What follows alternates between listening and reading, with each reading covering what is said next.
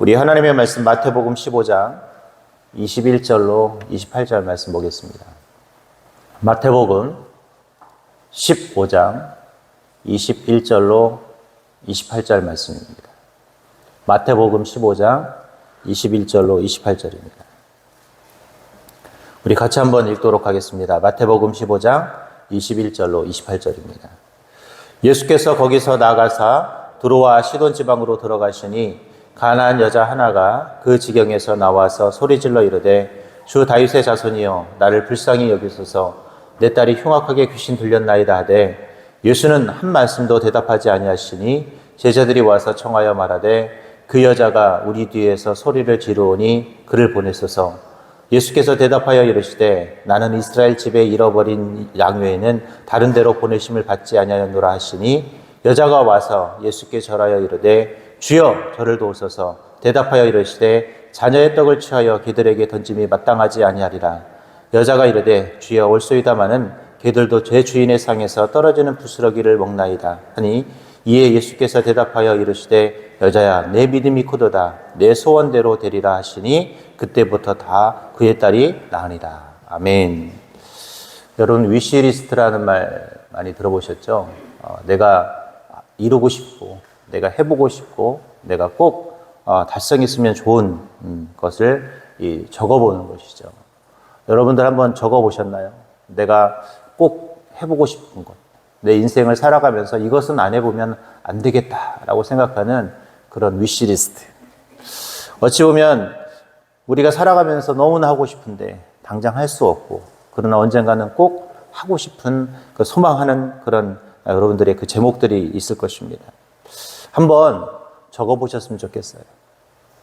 우리가 이 내가 소망하는 것을 적어보고 이것의 꿈을 가지고 사는 것과 아무 희망 없이 그냥 하루하루를 살아가는 것은 전혀 다르기 때문에 그렇습니다. 저는 제 핸드폰에 보면 이 맛집 리스트가 있어요. 그리고 카페 리스트도 있습니다. 그래서 막 제가 이렇게 인터넷 검색하다가 이렇게 가끔 좋은 카페나 좋은 음식점이 나오면 꼭 저장을 해놓습니다. 그래서 제가 꼭 상황이 되거나 어떤 여건이 되면 꼭 가보려고 노력을 좀 해봅니다. 참 재밌어요. 제가 소망했던 곳을 가보는 것, 또 내가 먹고 싶었던 음식을 먹고 싶어 하는 것, 그걸 찾아가는 또 재미가 있더라고요. 그렇습니다. 소소하지만 작은 것 하나에서도 우리는 삶의 기쁨을 얻고 즐거움을 얻습니다.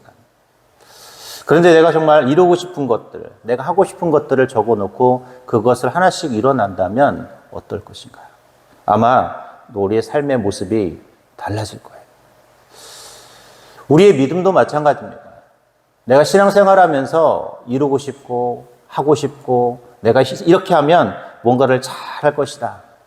그리고 우리가 늘 소망하는 것처럼 내가 정말 큰 믿음을 가지면 어떤 일이 생길까? 그리고 우리는 늘 그런 얘기를 하잖아요. 나도 정말 큰 믿음의 사람이 좀 되고 싶다라고 이야기를 합니다. 그런데 오늘 우리가 읽었던 마태복음 15장 21절로 28절에 이런 큰 믿음을 얻는 이 방법을 가르쳐주는 말씀이 등장을 합니다. 우리가 어떻게 하면 성경에서 말하는 큰 믿음의 사람이 될 수 있을까? 어찌 보면 우리가 가장 위대한 믿음의 사람이 될 수 있는 위대한 방법은 무엇일까? 이것을 오늘 성경은 한 여인을 통해서 우리에게 보여주고 가르쳐주고 있다는 것입니다. 오늘 우리는 이 본문의 말씀을 통해 우리가 어떻게 하면 큰 믿음의 사람이 될 수 있는지 좀 같이 나눌 수 있기를 바랍니다. 첫 번째로요, 우리가 어떻게 하면 큰 믿음의 사람이 될 수 있느냐? 어떤 상황에도 상관없이 우리는 나아가는 것이 우리가 큰 믿음의 사람이 될 수 있다는 것입니다.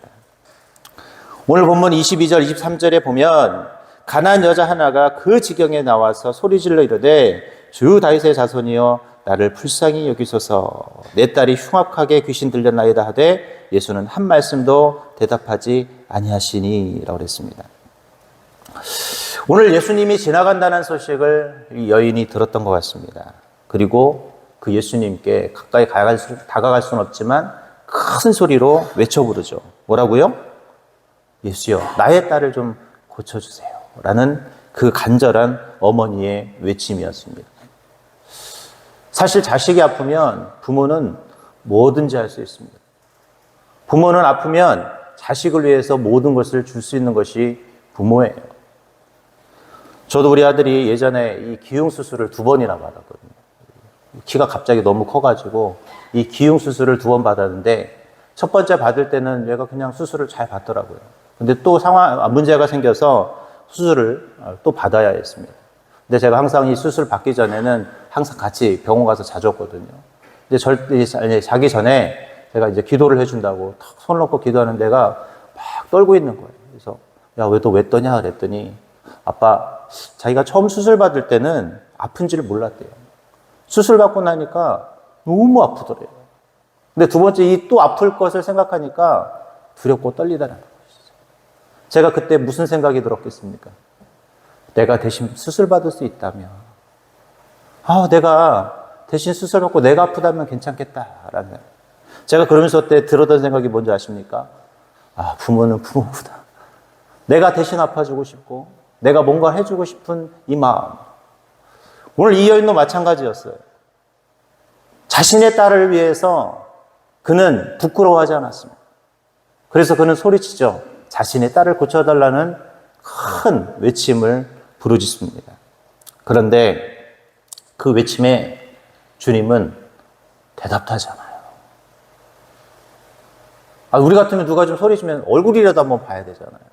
그런데 예수님은 전혀 눈빛도 주지 않았던 것 같습니다. 어찌 보면 무시당하고 어찌 보면 전혀 관심도 없는 것처럼 보이는 그 상황에 이 여인은 놓여 있었습니다. 그럼에도 불구하고 그는 그 어떤 상황에도 개의치 않고 하나님 앞에 소리 높여 외치고 있다라는 것입니다.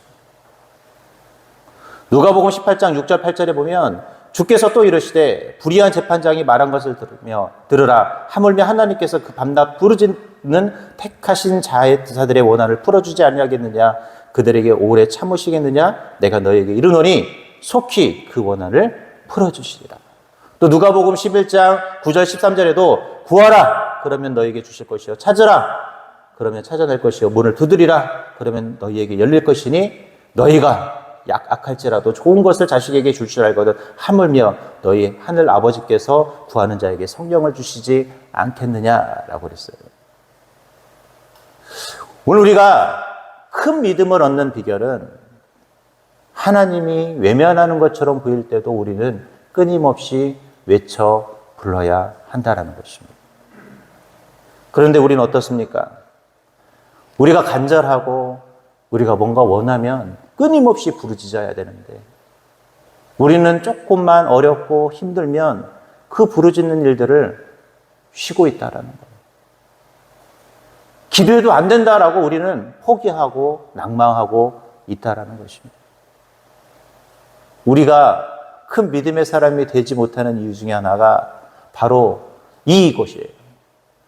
간절하게 우리는 부르짖어야 하는데 어떤 상황에도 상관없이 부르짖어야 하는데 우리는 그 상황에 맞게만 부르짖어요.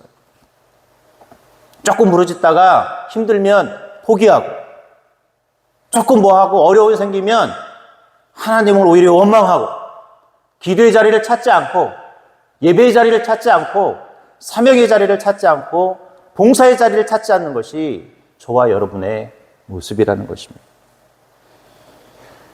일본의 위대한 신학자라고 불렸던 이 가가오 도요히코라는 사람이 있습니다.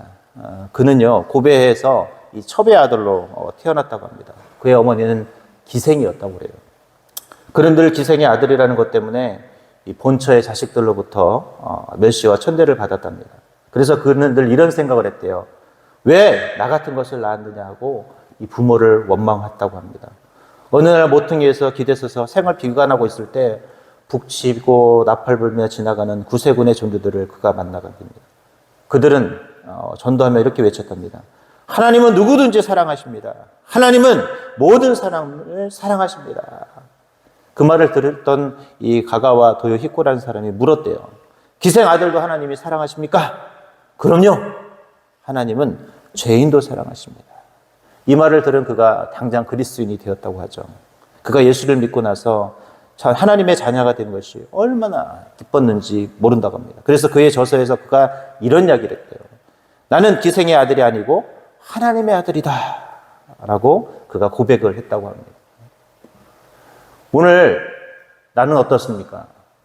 내가 어떤 상황에도 하나님 앞에 부르짖는 것, 내가 하나님의 외쳐 부르는 것을 쉬지 않는 큰 믿음의 사람인지, 나는 믿음이 있다 하면서 정말 주님 앞에 크게 외쳐 부르고 있는지 한번 되돌아볼 수 있길 바랍니다. 큰 믿음의 사람은 어떤 상황에도 하나님 앞에 부르짖는 자가 큰 믿음의 사람입니다. 두 번째로요, 어떤 사람이 큰 믿음의 사람이냐? 절대 포기하지 않는 사람이 큰 믿음의 사람이라는 것입니다. 오늘 여자가 뭐라고 그래요? 예수님이 외면했어요. 그런데 그 뒤에다가 뭐라고 하느냐? 그 여자가 우리 뒤에서 소리를 지르니 그를 보내소서라고 말하는데, 예수님이 뭐라고 말하냐면, 예수께서 대답하여 이르시되 나는 이스라엘의 집에 잃어버린 양 외에는 다른 데로 보내심을 받지 아니하노라. 즉 이 말은 나는 이방인 사람들의 소리에는 기울이지 않겠다라는, 어찌 보면 약간 테스트 아닌 테스트의 말을 하십니다. 그런데도 불구하고 이 여인은 어떻게 해요? 주님 앞에 또 부르짖었다라는 것이죠. 우리는 어떤 조금만 어려워도, 내가 기도하고 있는데 하나님이 응답을 안 주시는 것만 같아도 우리는 금세 모든 것을 포기해버립니다. 내 상황이 조금만 어려워지고 내 상황이 안 좋아지면 하나님을 원망하는 것이 저와 여러분의 입술이에요. 이런 얘기 하잖아요. 왜 하나님 기도하는데 응답을 안 해주시나요? 내가 누구보다도 하나님 앞에 헌신도 많이 하고 봉사도 많이 하고 사명도 감당하고 열심히 하는데 왜 하나님은 나에게 이런 상황을 주셨나요? 하고 우리는 포기하는 것이 저와 여러분의 모습입니다. 왜요? 포기가 쉽기 때문에 그렇습니다. 그냥 누군가를 원망하는 게 오히려 더 편하다고 생각을 해요. 여러분, 포기는 큰 믿음의 사람을 만들지 못합니다. 저는 예전에 제가 가지고 있던 성격 중에 하나가 뭐냐면, 조금 뭐 하다가 안 되면 포기를 해요. 전 어릴 때 그 조립하는 거 있잖아요. 이걸 진짜 못했어요. 왜 못했냐면, 이 순서지를 보고 매뉴얼대로 천천히 하나씩 하나씩 하면 되는데 이게 싫은 거예요.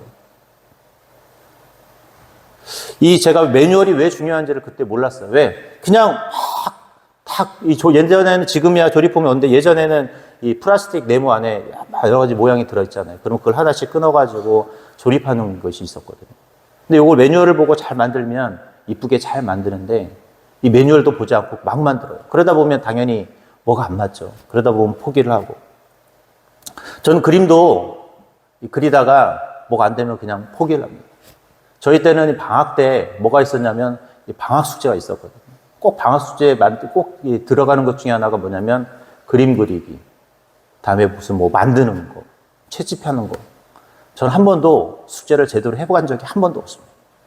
그럼 숙제를 어떻게 하냐? 그러면 이제 개학하고 나면 이제 선생님이 숙제 내라고 하면 숙제 안 내는 학생 중에 하나가 저예요. 근데 이 숙제를 꼭 안 낼 수가 없어요. 그럼 어떻게 합니까? 누가 도와줘요? 엄마가 도와줘야죠. 저는 그림도 못 그리니까 꼭 숙제를 우리 엄마가 해주고, 제가 또 그림을 못 그리는데 우리 여동생이, 큰동생이 그림을 그때 잘 그렸거든요. 큰동생이 또 그림을 잘 그려서 제 숙제를 대신해 줬던 적이 있는데, 뭘 하다 보면 끝까지 하면 좋은데 그걸 잘 못했어요. 근데 제가 나이 들면서 느꼈던 것이 하나 있습니다. 끝까지 하지 않고 늘 포기하다 보니 뭔가 제대로 되는 게 하나도 없는 거예요. 저는 기타도 되게 열심히 쳤는데 제가 중학교 3학년 때 열심히 쳤거든요. 근데 중간에 포기했어요. 그래서 저는 기타도 조금밖에 못 쳐요. 제가 막 너무 후회가 되는 거예요. 제가 막 이런 나의 삶의 모습들을 보다 보니까 안 되겠다. 왜 나는 계속 중간에 하다 포기하니까 뭔가 제대로 잘하는 게 하나도 없는 거예요. 그래서 제가 어느 날부터 성격을 고쳐서 끝까지 한번 해보자, 끝까지. 진짜 끝까지 하니까 뭔가 되긴 되더라고요. 여러분, 포기하지 마십시오. 주님 앞에 부르짖는 것도 포기하지 않으면 하나님이 여러분을 통해서 일하십니다. 여러분 링컨 아시죠? 링컨이 그런 사람이었어요. 그는 16대 미국의 대통령이었죠. 그는 가난한 집에서 태어났고 실패의 삶을 살았던 사람입니다.